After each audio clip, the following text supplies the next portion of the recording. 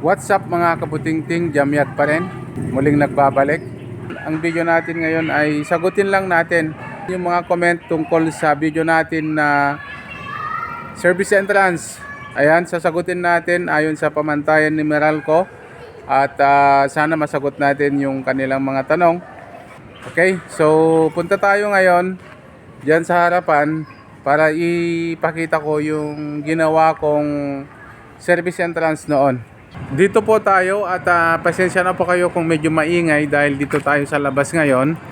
So ipapakita ko lang yung nilagay ko na service entrance noon. So bagong lagay kasi ito at natakpan na. Ito po yung nasa aking previous video na meter base installation ayon sa pamantayan ni Meralco. At may nag-comment kasi doon na disapprove daw yung mga ganitong setup. Lilinawin ko lang mga kabutingting na itong metro na to ay na-approve na po at kita nyo naman gumagana na siya. Ayon sa nag-comment, dapat daw yung entrada dyan o kaya yung load side paikot papunta dito sa ilalim ni NEMA box. Dapat hindi daw dumiretso dito sa taas.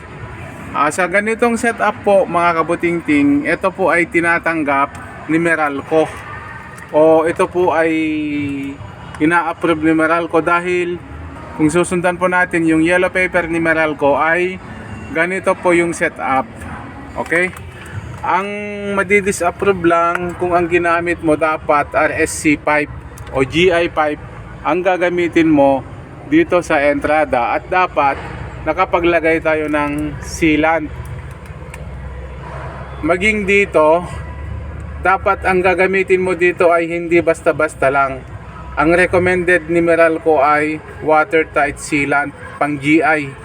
May watertight sealant po na pang PVC o kaya pang flexible hose. Ito po ay GI, pang GI po ito. Okay? Ang isa pang tanong nila ay yung nilagay ko doon ay tatlo, dalawang blue at isang white. Ngayon yung tanong niya, yung white daw saan daw pumunta. So yung white po yun ay earthing po natin o yung tinatawag nating ground. So ang common na color na ginagamit ni Meralco sa groundings ay white. Color white po yun. Papunta po dito sa body ground. Ngayon yung dalawang blue na iwan na po dito sa metro. So yung body ground, tapos naka body ground ito. Ayun na, papunta na sa lupa. So yun lang naman. Doon tayo sa taas.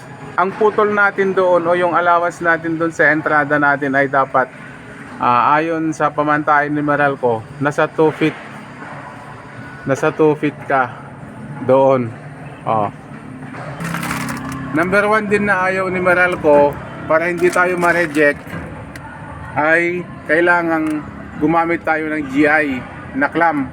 Ayaw niya po ng PVC clamp at ayaw niya din po ng improvise. Ayan, dapat naka GI clamp po tayo. Yun po yung kanyang pamantayan. At ano pa ba? Dapat yung taas ng metro ay 5 to 6 feet above the ground. Ayan, mula sa lupa hanggang dito sa may metro dapat nasa 5 to 6 feet ang taas niyan. Uulitin ko, yung ganitong setup ay aprobado po kay Meralco. Basta susundin lang natin yung kanyang requirement o yung kanyang prescribe. Hindi kasi basta-basta na ano ang nilalagay dito. Basta watertight sealant po ito ang tawag for GI.